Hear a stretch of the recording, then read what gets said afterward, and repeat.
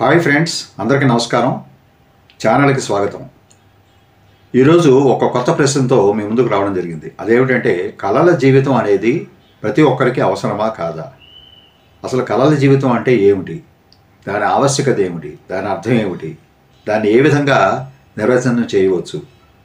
ప్రతి ఒక్కరికి వేరు వేరైనటువంటి కళల జీవితాలు ఉంటాయా, లేదంటే అందరికీ ఒకే రకమైన కళల జీవితాలు ఉంటాయా అనేటువంటి అంశాలు మాట్లాడుకునే ప్రయత్నం చేద్దాం. అసలు డ్రీమ్ అంటే కళ, స్వప్నం అనేది మనకి రకరకాలుగా ఉంటుంది. కొన్ని మనకి చిరాకు కలిగిస్తాయి, కొన్ని సంతోషం కలిగిస్తాయి, కొన్ని ఆందోళన కలిగిస్తాయి, కొన్ని మన భవిష్యత్తుని తెలియజేస్తాయి. కొన్ని సందర్భాలలో కళలు కనడం అనేది ప్రతి ఒక్కరు కూడా నిత్య జీవితంలో ఎదురేటువంటి అనుభవం. అదొక అనుభూతికి లోన్ చేస్తుంది. మనం నిద్రలో ఉన్నప్పుడు కళలు మనల్ని ఒక్కోసారి ప్రేరేపిస్తాయి, ఒక్కోసారి నవ్విస్తాయి, ఒక్కోసారి కవ్విస్తాయి. మన నిజ జీవితంలో జరుగుతున్నటువంటి సంఘటనలే మనకి కళల రూపాల్లో వస్తుంటాయని ఒక సైంటిఫిక్గా ఒక రీజన్ కూడా ఉన్నది. అయితే ప్రస్తుతం విషయానికి వచ్చినట్లయితే, కళల జీవితం అనేది ఎందుకు అవసరం అంటే, మనం డ్రీమ్ జాబ్ అంటూ ఉంటాం. అంటే నీ కళల వృత్తి లేదా ప్రవృత్తి లేదా నీ కళకు సంబంధించి ఏదైనా నీ ఉద్దేశం ఏమన్నదా, నీ ఆశ ఏమన్నదా, నీ లక్ష్యం ఏమైనా ఉన్నదా, నువ్వు దేని గురించి కళ్ళగంటున్నావు, భవిష్యత్తులో ఏం కావాలని కళ్ళగంటున్నావు అని చాలామంది తరచుగా అడుగుతూ ఉంటారు. నేను డాక్టర్ కావాలనుకుంటున్నా, లేదా ఇంజనీర్ కావాలనుకుంటున్నా, లేదా పైలట్ అవ్వాలనుకుంటున్నా, లేదా మిలిటరీ ఆఫీసర్ని కావాలనుకుంటున్నాను, లేదంటే ఒక పెద్ద కంపెనీకి CEO కావాలనుకుంటున్నాను. అది నా కళ, అది నా లక్ష్యం, అది నా డ్రీమ్ జాబ్ లేదా ప్రొఫెషన్ అని యువతల చెప్తూ ఉంటారు. మరి కళల జీవితం అంటే ఏమిటి? కళల జీవితం అనేది ఒక వ్యక్తి యొక్క జీవితాన్ని నిర్ధారించేటువంటి ఒక మార్గం. అయితే ప్రతి ఒక్కరికి కళలు అనేవి ఉండాలా? కళలకు సంబంధించి ఎటువంటి జీవిత మార్గాన్ని వాళ్ళు ఎంచుకుంటే వాళ్ళ జీవితం సక్సెస్ఫుల్గా రాణిస్తుంది అనేటువంటి అంశం మీద రకరకాలైనటువంటి అభిప్రాయాలు ఉన్నాయి.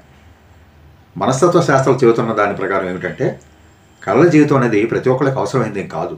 ఎందుకంటే వాళ్ళు ప్రస్తుతం అనుభవిస్తున్నటువంటి జీవితం, లేదా వాళ్ళు చుట్టూ ఉన్నటువంటి సంబంధ బాంధవ్యాలు, లేదా వాళ్ళకు ఉన్నటువంటి సంపాదన అన్నీ కూడా వాళ్ళకి తృప్తి కలిగిస్తున్నాయి కనుక వాళ్ళకి వేరే కళల జీవితం అనేది ఉండదు. వాళ్ళు ఉన్నదాంతో తృప్తి చెందుతారు అంటారు.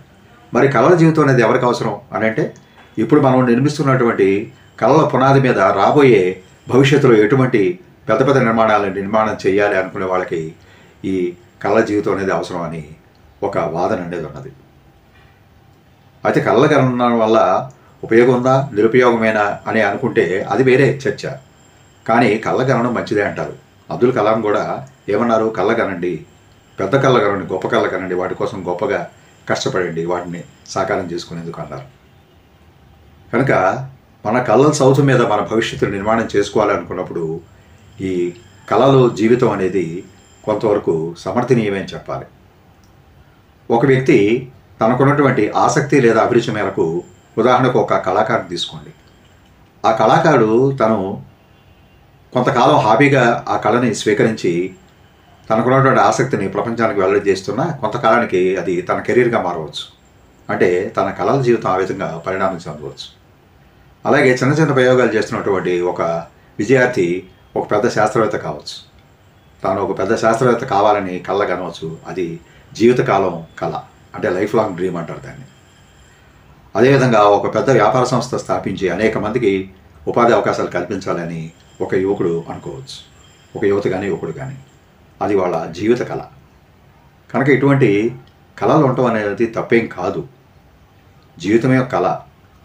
కళలాంటి జీవితం అని ఊహించుకోలేం, కానీ జీవితాన్ని ఒక కళగా మలుచుకోవాలి అంటే, దాన్ని నిజం చేసుకోవాలి అంటే దానికి ఎటువంటి ప్రయత్నాలు చేయాలి ఒక వ్యక్తిగా అనేది ప్రధానం.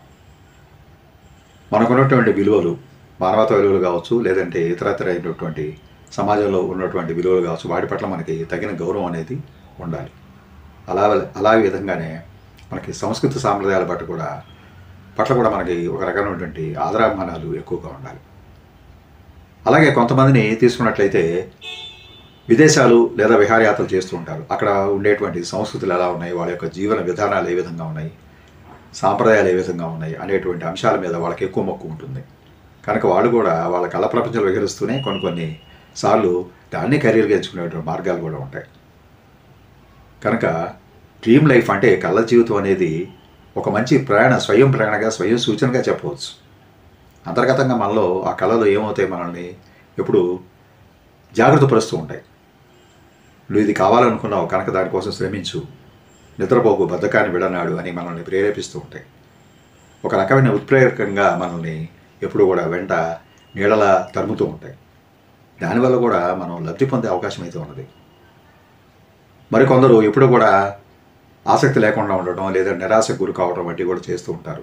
ఏదో అనుకున్నాం, ఏమి సాధించలేకపోయావు జీవితంలో అనేటువంటి ఒక నిరాశ నిర్లిప్తత నిండి ఉండి వాళ్ళు ఎప్పుడు ఒక వైరాగ్యంతో ఉంటూ ఉంటారు. అటువంటి వాళ్ళకి కళల జీవితం గురించి చెప్తే వాళ్ళలో మార్పు వచ్చే అవకాశం ఉందని మనస్తత్వ శాస్త్రవేత్తలు అంటున్నారు. అంటే వాళ్ళని కౌన్సిలింగ్ చేస్తూ నీ జీవితం ఇది కాదు, ముందు ఉన్నది ఇంకా, ఇప్పుడున్న జీవితం నువ్వు అనుభవిస్తున్న జీవితాన్ని గురించి మర్చిపో, రాబోయే రేపు గురించి ఆశగా బ్రతుకు అనేటువంటి కొద్దిగా వాళ్ళలో కొంత ఉపశమనం కలిగించే రీతిగా కూడా చెప్పగలిగితే, వాళ్ళలో కొంచెం చైతన్యం, స్ఫూర్తి నింపగలిగితే వాళ్ళ జీవితాల్లో మార్పులు తప్పకుండా వస్తాయని మనోవైజ్ఞానిక శాస్త్రవేత్తలు అంటున్నారు. దానికి ఎన్నో రుజువులు, సాక్ష్యాలు ఉన్నాయని కూడా వాళ్ళు ఒక డాక్యుమెంట్ రూపంలో తెలియజేస్తున్నారు. కనుక కళల జీవితం, డ్రీమ్ లైఫ్ అనేది ప్రతి ఒక్కరికి ఉండాలా ఉండకూడదు అనేది వ్యక్తిగతంగా ఎవరిష్టం వాళ్ళది. ఎందుకంటే మనుషులందరూ ఒక రకంగా పుట్టలేదు, ఒక రకంగా పెరగలేదు. వాళ్ళు పెరిగినటువంటి వాతావరణాన్ని బట్టి వాళ్ళకి లక్ష్యాలు ఉంటే ఉండవచ్చు, లేకపోతే లేకపోవచ్చు. కొంతమంది వందలో ఒకరిగా ఉండొద్దు, నీకు నీవుగా ఉండు అని ఆ రకంగా పెరుగుతూ ఉంటారు. వేరే వాళ్ళకు కూడా ఆదర్శనీయంగా జీవితాన్ని గడుపుతూ ఉంటారు. కానీ కొంతమంది మందలో ఒకరుగానే ఉండిపోతారు. అది చెప్పలేము, వాళ్ళ అభిరుచి మేరకు ఉంటుంది, వాళ్ళ పట్ల వాళ్ళకున్నటువంటి దృష్టికోణం బట్టి కూడా ఉంటుంది. కనుక అటువంటి వాళ్ళ విషయాన్ని కానీ విడిచిపెట్టినట్టయితే అతి కొద్ది మంది తమ జీవిత ముఖచిత్రాన్ని మార్చుకోవడానికి ఎప్పుడూ కూడా సన్నాహాలు చేస్తూ ఉంటారు. అది వాళ్ళ దిశను కూడా మారుస్తుంది. కనుక కళల జీవితం అనేది ప్రస్తుతం చాలా ఇంట్రెస్టింగ్ టాపిక్గా చెప్పుకుంటున్నారు. కళల జీవితం అనేది ఉండాలి అంటున్నారు. కళల జీవితం అనేది ఉంటేనే మన లక్ష్యాలు ఏమైతే ఉన్నాయో నెరవేరుతాయి అంటున్నారు. మన పరిపూర్ణత అనేది సాధించే మార్గం అనేది సుగమం అవుతుందని చెప్తున్నారు. కనుక కళల జీవితం వల్ల ఎక్కువ శాతం ఉపయోగాలే ఉన్నాయి కానీ నిరుపయోగాలు అనేవి లేవనే చెప్పాలి. కళలకు అందాం, కళల్ని రియాలిటీగా, వాస్తవికంగా మార్చుకోవడానికి మన వంతు ప్రయత్నం చేద్దాం. ఆ దిశగా మన జీవితాన్ని మనం సుగమం చేసుకుందాం రండి. Thank you for watching this video. Please subscribe my channel, share చేయండి, లైక్ చేయండి, కామెంట్ చేయండి. నమస్తే.